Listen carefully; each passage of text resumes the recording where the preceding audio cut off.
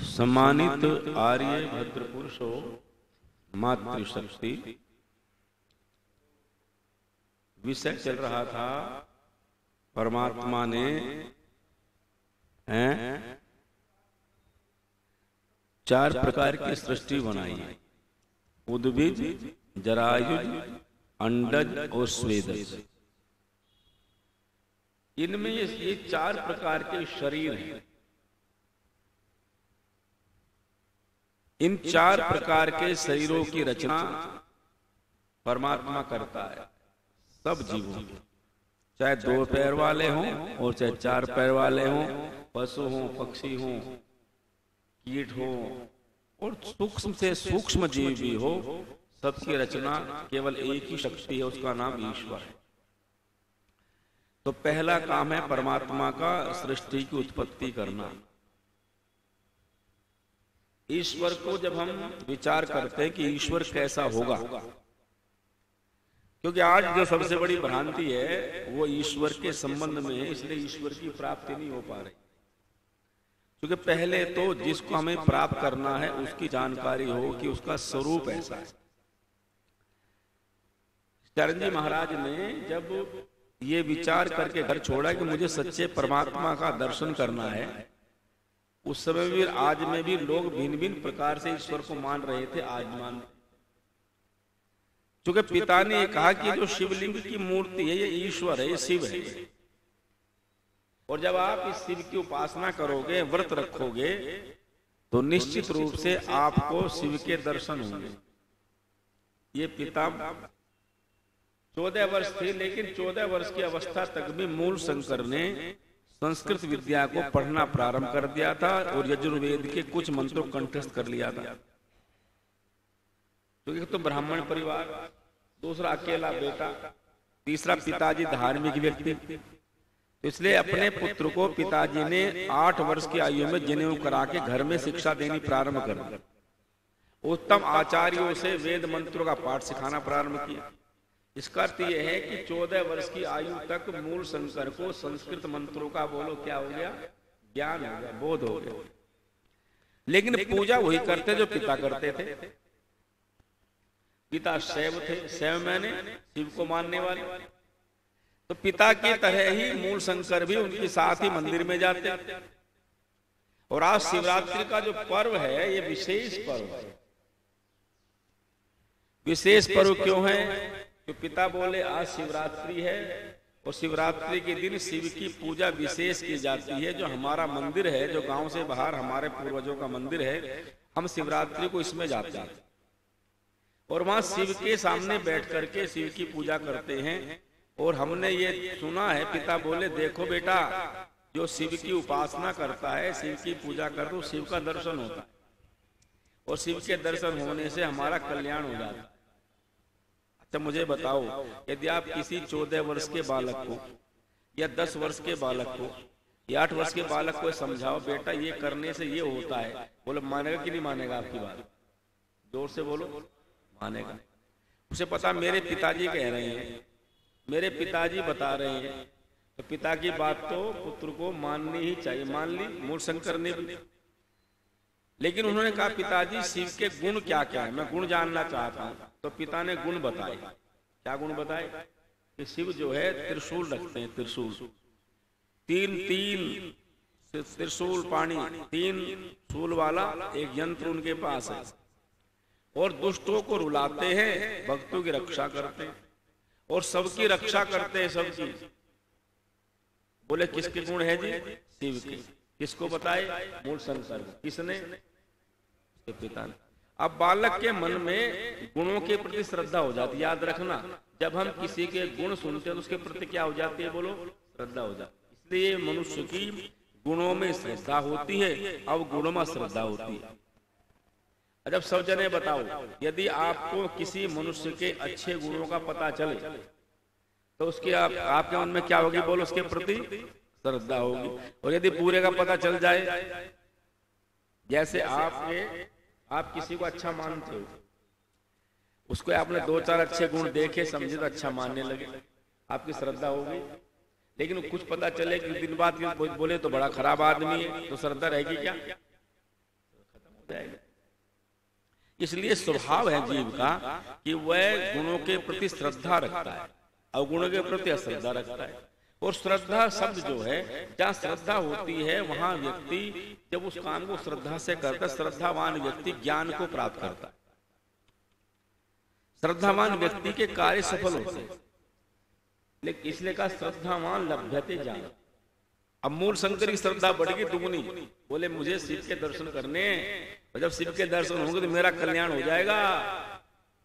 तो संस्कार प्रबल थे भक्ति के, इसलिए बड़ी श्रद्धा से, श्रद्धा पूरी, दिन भर भोजन नहीं किया, मिठाई भी नहीं खाई, दूध भी नहीं पिया, फल भी नहीं खाए। बोले मैं तो निराहार रह करके, पिताजी ने कहा है निराहार रहने से भगवान के दर्शन होते। निराहार हो गए, भोजन नहीं किया और बैठ गए ध्यान में, शिव के सामने बैठे रहे, हाथ जोड़े। जो मंत्र पिता ने बताया उसका जाप भी करते रहे होंगे। आधी रात हो गई, सब सो गए पंडे पुजारी, पर मूल शंकर नहीं सो रहा है। क्यों? क्योंकि मूल शंकर मन में तो बोलो क्या है, श्रद्धा। उनके मन में श्रद्धा नहीं थी, वो तो हर साल करते थे। उन्हें पता है कि तो मूर्ति है। ध्यान समझ बात आ रही।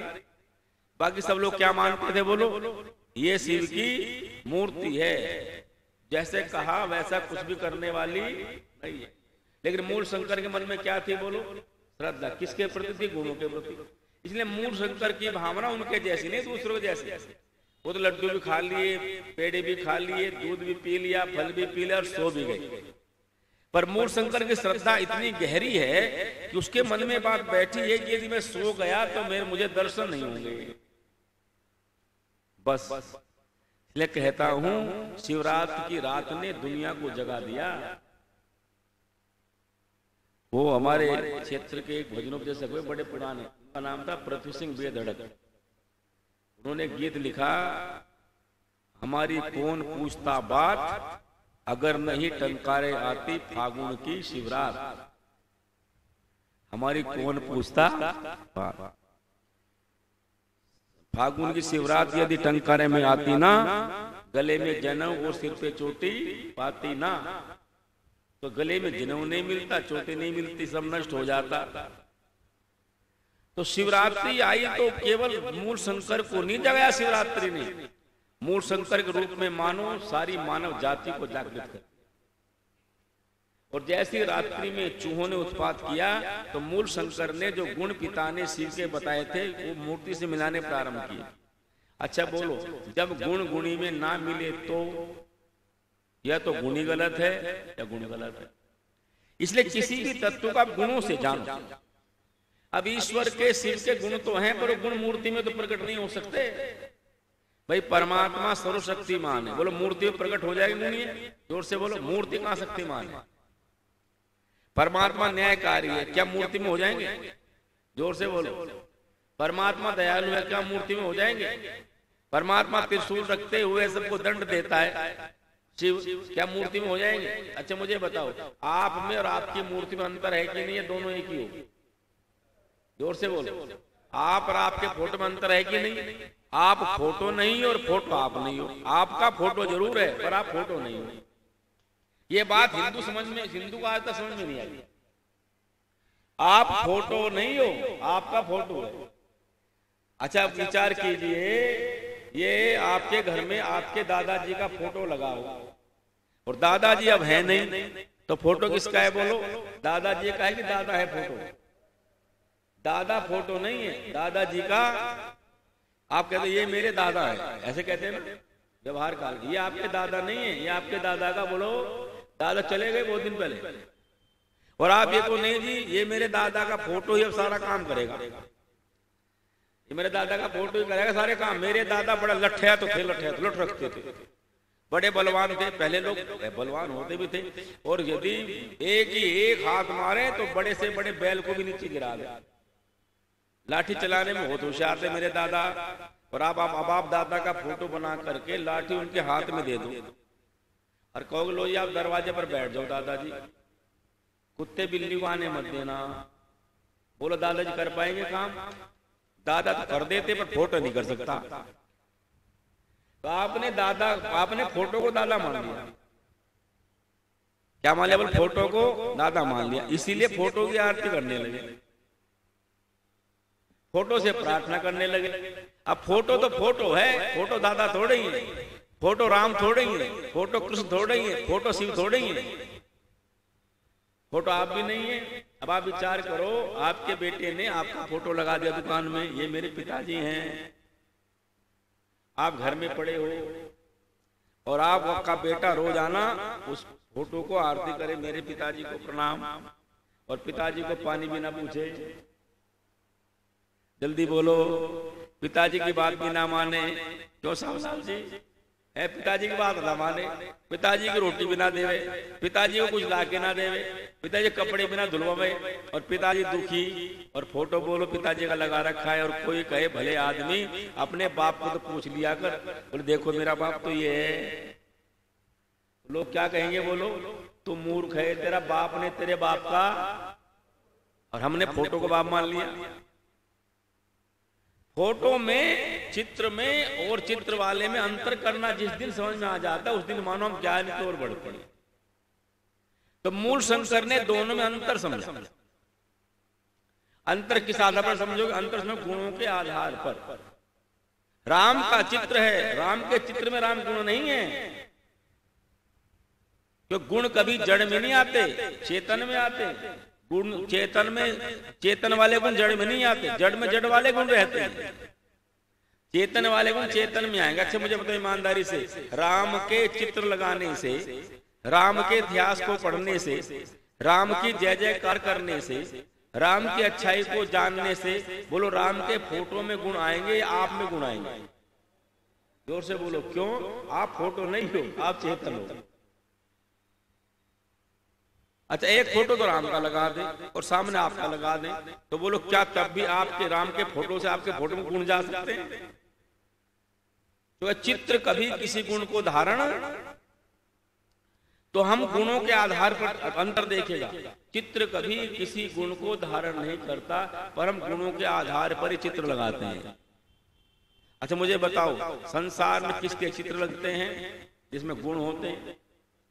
अब मुझे बताओ, हमारे घरों में राम के चित्र हैं कि रावण के चित्र हैं? जोर से बोलो। हैं? जोर से नहीं बोले। राम, रावण का तो नहीं है ना। अच्छा कंस के हैं, कृष्ण के चित्र हैं? कृष्ण के हैं, है कि नहीं? औरंगजेब के हैं, गुरु गोविंद सिंह के हैं? जोर से बोलो। औरंगजेब के तो नहीं है, गुरु गोविंद सिंह के हैं। मुसलमानों को छोड़ो तो नहीं बात कर रहे हैं, उनसे तो मतलब नहीं। वो जब उनसे बात करना, उनसे पूछेंगे तो बात आपसे करें। सुरेश जी आपके घर में तो नहीं औरंगजेब का चित्र, और बाबर का, बाबर का नहीं, और मक्का मदीने का भी नहीं है। हमारे घर में अमृतसर का चित्र हो सकता है, हमारे घर में ननकाना साहब का चित्र हो सकता है, हमारे घर में गुरु गोविंद सिंह का चित्र हो सकता है, हमारे घर में नानक देव का चित्र हो सकता है। क्यों? ये सब गुण वाले व्यक्ति थे, अवगुणी व्यक्ति नहीं थे। इसलिए जिनका चरित्र उत्तम, जिनका जीवन उत्तम, उन्हीं के चित्र लगाने को मन करता है। और पता चले खराब आदमी था। अच्छा बोलो, महात्मा गांधी के चित्र लगे नहीं लगे? अब कम लग रहे हैं। अच्छा मुझे ईमानदारी से बताना, पहले महात्मा गांधी ज्यादा फोटो लगते थे कि अब ज्यादा लगते हैं? जोर से बोलो, पुराने लोग बोलो। अब किसी के घर में महात्मा गांधी का फोटो, और पहले सब घर में होता था। क्यों? अब समझ गए महात्मा गांधी करतूत को, पहले समझे नहीं थे। जब आप किसी करतूत समझ जाओगे तब चित्र लगाना क्या कर दोगे? ये सीधा सीधा है ना। पहले हमने देखा हर घर में महात्मा गांधी का चित्र होता था, आर्य समाज में होता था। अच्छा आर्य समाज में महात्मा गांधी का चित्र दिखाई नहीं देता, पहले दिखते तो कई समाजों में। क्यों? पहले लोग मानते थे महात्मा गांधी महात्मा आदमी है, बढ़िया आदमी है। और जब से जानने लगे, बोलो ईमानदार से बताना, तब से लगाते हो चित्र। पता चला कि सेक्टर के बंटवारे की जिम्मेदारी नहीं की है, 2 लाख लोग मर गए, निर्दोष लोग, माता बहनों का बलात्कार हो गया, हिंदू को अपना सिंध छोड़ना पड़ा, हिंदू को अपना जो है पंजाब छोड़ना पड़ा, मुल्तान छोड़ना पड़ी। अच्छा जवाहरलाल की फोटो लगाते हो कभी अपने घर में आप लोग? जोर से बोलो। मैंने अभी तक किसी सिंधिया घर में जवाहरलाल का फोटो नहीं देखा। किसी घर में है क्या? नहीं, ये क्यों नहीं है? आपको पता है यदि गड़बड़ी ना करते तो देश का बंटवारा ना होता, हमें दुर्गति ना होती। इसलिए जिनके चित्र, जिनके चरित्र उत्तम होते हैं उन्हीं के क्या लगते हैं बोलो, और पता चलता रहे कि खराब आदमी चित्र हटा दोगे। इसलिए चित्रों का संबंध चरित्र से, चित्रों का संबंध जीवन से। अब जब अच्छा मुझे बताए ईमानदारी से, अभी 10-15 वर्षों में, 20 वर्षों में मंदिरों में साईं बाबा के बड़े स्टेचू लगे बोलो। जितने मंदिर थे भारत के, शिव का मंदिर हो, राम का मंदिर हो, कृष्ण का मंदिर हो, सब में किसकी मूर्ति लगनी शुरू हुई थी? अच्छा बोलो, अब हटने शुरू हुई कि नहीं हुई? जोर से बोलो, अब हटा रहे हैं लोग। मैंने कई जगह देख लिया, साईं बाबा को उठा उठा बाहर फेंक रहे हैं। क्यों? पहले पता नहीं था बोलो। जैसे ही पता चला साईं बाबा तो चांदनिया था, गऊ खाता था। अरे पगलो, राम के बराबर नहीं हो सकता, कृष्ण के बराबर नहीं हो सकता, ये गुरु गोविंद सिंह के बराबर नहीं हो सकता, ये गुरु नानक के बराबर नहीं हो सकता, ये तो समझ लो छोटे से छोटे हिंदू के बराबर भी बोलो नहीं हो सकता, ये तो मांसाहारी गऊ खाता है। तब लोगों का अकल आई। अब क्या, अब धीरे धीरे क्या हो रहा है बोलो ईमानदारी से। मंदिरों साईं बाबा निकले निकल रहे, क्यों निकले? पता चल गया। पहले क्या था, साईं बाबा की महिमा बता दी। हिंदू तो इतना पावड़ा है, इसे महिमा बता दो किसी के पीछे लग जाए। इसे तो झूठ मूठ में कुछ पता चल जाए, ये तो किसी की पूजा करे, ये तो विचार करता ही नहीं। ये तो पत्थर की पूजा, काला पत्थर शनि बना के पूजते फिरते, शनि पर तेल डालने लगे पड़े। शनिवार को आप क्या घूमते होंगे? नहीं घूमते होंगे। अब शनि के मंदिर पहले नहीं थे, अब शनि के मंदिर बन गए। तो साईं बाबा मंदिर में प्रतिष्ठित हो गए, बड़ी बड़ी मूर्ति हो गई। और जब विरोध किया, जब पता बताया, धीरे धीरे बोलो। अच्छा आप देखो, साईं बाबा मंदिर बनने बंद हो गए, लेकिन 10-12 साल में कितने बन गए। जिसको आप गुण मानोगे जिसमें, उसकी आप पूजा करना प्रारंभ कर देते हो। पर जैसे पता चला गुण है, ठीक नहीं है, तो मूर्ति निकलनी प्रारंभ हो जाती। इसलिए गुणों की पूजा सर्वत्र होती है, और जिनके भीतर सद्गुण थे उन्हीं के चित्र हम लगाते हैं घरों में, अपना मान करके, श्रेष्ठ मान करके, उत्तम पुरुष मान करके, प्रेरणा लेने। याद रखना, चित्र कभी किसी की हानि लाभ नहीं कर सकते, चित्र कभी किसी को उपदेश बोलो नहीं दे सकते, पर चित्र खाली प्रेरणा दे सकते। क्या दे सकते हैं बोलो? ये हमारे पूर्वज का चित्र है, इनके ऐसे ऐसे काम थे, उन कामों को अपने जीवन में धारण करने से कल्याण आपका होगा। नानक देव ईश्वर के भक्त थे, तो भक्त बनने से काम चलेगा। नानक रटने से काम थोड़ी चलेगा। नानक ने कहा एक ओंकार, ईश्वर एक है, उसका नाम ओमकार है, तो ओमकार को तुम भी मानो जैसे नानक मानते थे। माने अपने पूर्वजों की, अपने महापुरुषों की बात को मानना उनकी पूजा है, और बात को नहीं मानना बोलो अपूजा है। जैसे मैंने कहा, पुत्र पिता की बात नहीं मानता, पर फोटो को ले घूम रहा, छाती से लगाए। क्या कहेगा कोई? अरे तेरा बाप वहां पानी को तरस रहा है पगले, और तू फोटो ले फिर बोले मैं तो पिता को प्रेम करता हूं, है ना, इसलिए पिता का फोटो छाती से बोलो लगा के मैं तो पिता को प्रेम करता हूं, और पिता वहां बैठा बोलो उससे मेरा मतलब नहीं, मैं तो फोटो ले घूम रहा हूं। ऐसे ही जैसे उसकी प्रशंसा नहीं होगी, वैसे ही ईश्वर के स्थान पर दूसरों के चित्र पूजने वालों की प्रशंसा बोलो नहीं। तो मूल शंकर ने यही विचार किया कि जो गुण पिता ने बताए हैं वो मूर्ति में है भी या नहीं। मूर्ति में तो नहीं निकले, क्यों जी निकलते मूर्ति में? मूर्ति तो सर्वशक्तिमान नहीं है, ना त्रिशूल जलाती, न चूहे को हटा सकती। जो मूर्ति चूहे को नहीं हटा सकती, तुम्हारा क्या भला करेगी? ये बात आज तक हिंदू की समझ में नहीं, मूल शंकर समझ में आ गई थी। हमारी समझ में बोला अभी तक ये बात मूल शंकर की समझ में 14 साल की उम्र में आ गई कि जो मूर्ति, जो प्रतिमा अपने प्रसाद की रक्षा चूहों से नहीं कर सकती, मलमूत्र करने वाले चूहों को खदेड़ नहीं सकती, वो हमारी रक्षा कैसे कर सकती है? बस मूल शंकर जगे। आहा यो जागर तम ऋचा कामयंती, जो जागता है उसे ज्ञान प्राप्त, ऋचाएं प्राप्त। और मूल शंकर जाग आए, और कुंडी खुलवाई रात को। मंदिर तो गांव से दूर था, बाहर था। मां जल्दी से दरवाजा खोलो। मैं जिस शंकर को, जिस शिव को लेने के लिए बैठा था वो मिला नहीं वहां। मुझे भूख लगी है, बस तब भूख तेज लगी है, मिलना तो है नहीं, रोटी खा ली और भोजन करके रात को सो गए। पिता सुबह ही पूछा, पिताजी जिस शिव के बारे में आपने बताया था वो गुण शिव में प्रकट नहीं हुए। पिता ने कहा, बेटा ये असली शिव नहीं है। क्या है बोलो? पता उनको भी असली नहीं है। अच्छा बोलो, बोलो मूर्ति असली है कि नकली? मूर्ति असली है नहीं, मूर्ति है असली, आदमी नहीं है वो, तो नकली है वो तो। बोले ये भगवान नहीं है, शिव नहीं है, शिव की मूर्ति है। अच्छा मुझे बताओ, शिव और मूर्ति में अंतर है कि नहीं? बोलो जोर से। शिव अलग है, मूर्ति अलग है। आप अलग हो और आपकी मूर्ति बोलो अलग है। आपका चित्र और आप दोनों एक थोड़े ही हो। वो आपका चित्र है, आपका फोटो है, आप फोटो से अलग हो। आप फोटो में नहीं हो, ना फोटो आप में है। फोटो से की गई प्रार्थना आप तक नहीं पहुंच सकती, क्योंकि फोटो सुनता ही नहीं है। आपको हम तो सोचते हैं कि फोटो से प्रार्थना करेंगे, फोटो के द्वारा पहुंच जाएंगे। प्रतीक के रख के कर ली हमने प्रार्थना, तो पिताजी का फोटो घर में लगा है तो वही प्रार्थना कर ली। पिताजी जा रहे हैं बाहर, लो पिताजी ये रोटी रखी है, और जहां पिताजी उनको वहीं मिल जाए। ऐसे मिल सकती है बोलो? हैं? लेकिन आजकल हम ऐसे प्रयास कर रहे हैं।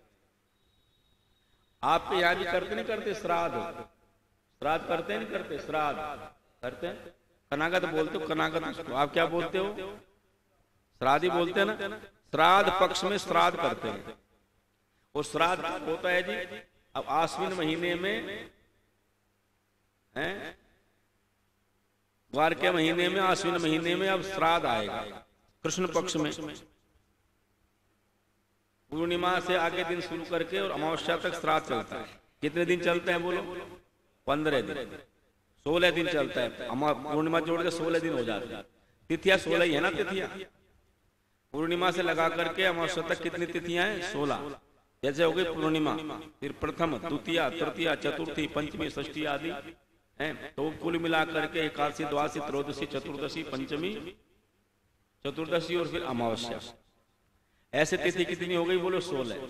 16 तिथियों में क्यों करते हैं? तो कोई ना कोई व्यक्ति किसी न किसी तिथि में मरता है। तो पूर्णिमा मरे उनका पूर्णिमा को, जो हमारे दादा परदादा अमावस्या मरे उनका अमावस्या को, जो एकादशी को उनके एकादशी को श्राद्ध करते हैं। और किस भावना से करते हैं? ये जो मैं रोटी, थाली, खीर, पकौड़ी बनाई है, एक जगह में गया कार्यक्रम में, तो बोले गुरुजी कल आपका भोजन हमारे यहाँ। अच्छा भाई कर लेंगे। तो हम गए, 2 पंडित थे, दोनों गए। एक पंडित और थे भजनोपदेश, तो उन्होंने खीर, पूड़ी, सब्जी, चाट वगैरह सब बना, वो भजिया वगैरह सब बना, पर मिर्चे बहुत ज्यादा सब,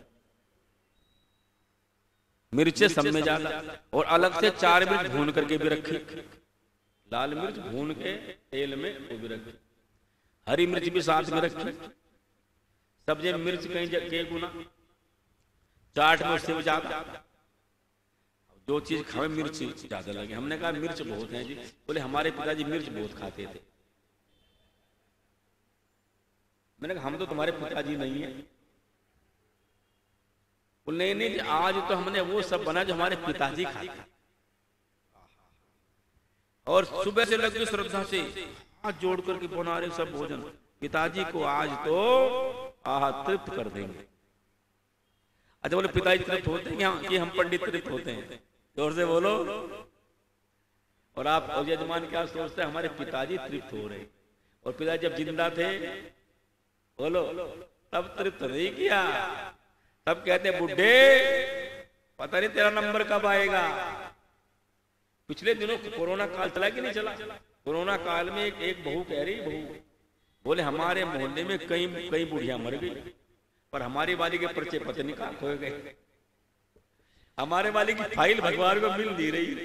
कोरोना काल में कई बुढ़िया ऊपर चली गई, कई की सास मर गई, मेरी सहेली की सास मर गई, मेरी मौसी की लड़की की सास मर गई, और सास गिनवा कितनी मर गई, लिस्ट ले ली पूरी, उसकी सास मर गई कोरोना में, वो चली गई। पर हमारे वाली पति ने क्या खा के पैदा हुई है, इसने कोरोना में पार कर दिया, ये कोरोना में भी नहीं गई। अच्छा बताओ, वो श्राद्ध करती फिरे, क्या लाभ है उसका? सच्चिदानंद की विशेषता उन्होंने कहा, नहीं भैया, मरने पर कोई नहीं खा सकता, जीते जी माता पिता की सेवा करने का नाम श्राद्ध है। पर हम उल्टा किए बैठे सब। एक बोला जी पिताजी की याद कर लेते हैं इस वजह से, भाई याद तो रोज करो, उनके नाम पर दान पुण्य करो, पर इस भावना से मत करो पिताजी के पेट में जाएगा। जो पिताजी खाते थे वही बनाया। मेरा पिताजी का बैंक में खाता भी तो होगा, चेक बुक तो होगी, कहां पर, वो भी ले आओ भैया, कोई नहीं लावे। पिताजी ने मकान तो बनाया होगा, बोले हमारे नाम भी कर दो, ना जी ना, बस खाने तो भी सीमित है, मामला आ गया, बस मत पढ़ो पंडित जी, अगली बात मत करो, देखो गड़बड़ी हो जाएगी। अरे भले आदमी, तुम ऐसा क्यों सोचे बैठे हो, मेरे खाने तुम्हारे पिता की आत्मा तृप्त हो। याद रखना, जिसका पिता भूख से मरा हो, श्राद्ध का भोजन उसका पेट नहीं भर सकता। इसलिए हमने सारी विधियों को उल्टा कर दिया। सही विधियों को, श्राद्ध तो होता है, पर श्राद्ध तो जीते का होता है। मरो कैसे खिलाओगे? अच्छा मुझे एक बात बताओ, मैं कभी सोचता हूं हम भी तो कहीं से मर के आए होंगे, बोलो जी, पहले जन्म में कहीं तो होंगे ही, तो हमारे भी तो वहां परिवार होगा, नहीं होगा? जोर से बोलो। और वो हमारा श्राद्ध जरूर करते होंगे। हम किसी के दादा रहे होंगे, किसी के पिता रहे होंगे, अब मर के यहाँ पैदा हो गए अहमदाबाद में, और वहां बच्चे जरूर आपका श्राद्ध करते होंगे पुराने वाले, तो आपको मिला आज तक? जोर से बोलो। जब आपको नहीं मिला तो आपका दिया आपके माँ बाप कैसे मिल जाएगा? चलो ये तो मरने के बाद की बात है, जीते जी भी आप नहीं भिजवा सकते।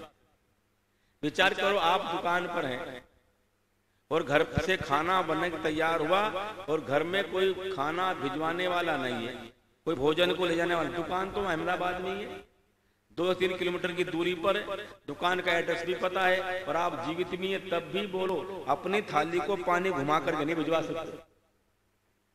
और मरने के बाद तो एड्रेस भी आपके पास नहीं है। अच्छा मुझे बताओ, हम जहां से मर के यहाँ आए हैं, क्या पिछले वालों को हमारा एड्रेस पता है? हम अहमदाबाद में रहते हैं। क्या कभी आपने फोन किया कि बेटा मैं यहाँ पैदा हो गया हूँ, चिंता मत करना, ठीक ठाक पहुंच गया हूँ?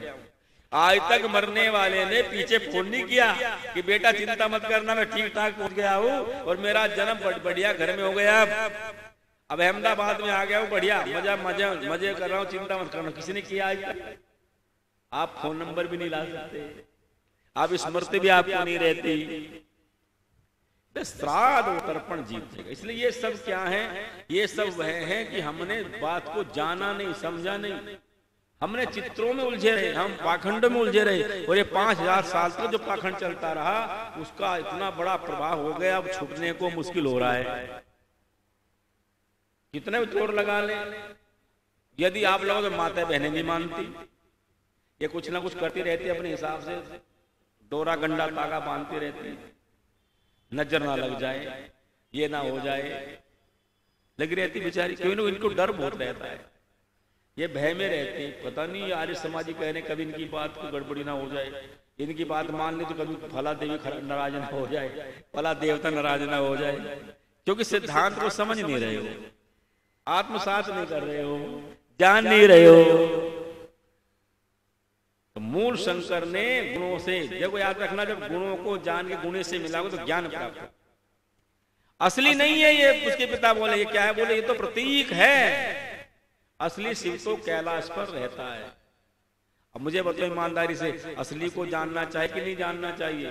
बोलो जोर से। बस मूल शंकर ने असली को जानने का संकल्प ले लिया, मुझे असली शिव को जानना है, असली शिव को जानना है, क्योंकि असली के जाने मेरा कल्याण है, नकली को जान के किसका कल्याण नहीं हुआ। अब मुझे बताओ, आपके घर में एक जगह हम गए, एक भजनोपदेशक और थे, अब तो नहीं रहे हैं, पुराने थे बहुत, बड़े प्रसिद्ध भजनोपदेशक थे। बम्बई में हम गए कार्यक्रम में, तो पहली बार मुझे मिले। तो एक परिवार में भोजन के लिए गए, तो अंगूर रखे थे मेज पे, काले वाले अंगूर। एक अंगूर काले भी तो आते हैं, एक वासे आते हैं हरे हरे से, तो काले वाले अंगूर रखे मोटे मोटे। अब वो पंडित जी ने वो सोचा चलो खा लूं, तो तोड़े तो टूटे नहीं। तो बोले शास्त्री जी अंगूर कैसे, वहां प्लास्टिक के हैं? बोलो असली है कि नकली है? तो असली जैसे पर है क्या नकली? बोलो नकली अंगूर खाए जा सकते हैं? नकली अंगूर नहीं खाए जा सकते। नकली सुख नहीं दे सकते, असली सुख देंगे। ओम द्यौ शांतिरंतरिक्षं शांति, पृथ्वी शांतिराप शांतिरोषधयः शांति, वनस्पतयः शांतिर्विश्वे देवा शांति, ब्रह्म शांति, सर्वं शांति शांतिरेव शांति, सामा शांतिरेधि। ओम शांति शांति शांति। जो बोले सो अभय, वैदिक धर्म की जय। सभी को सादर नमस्ते।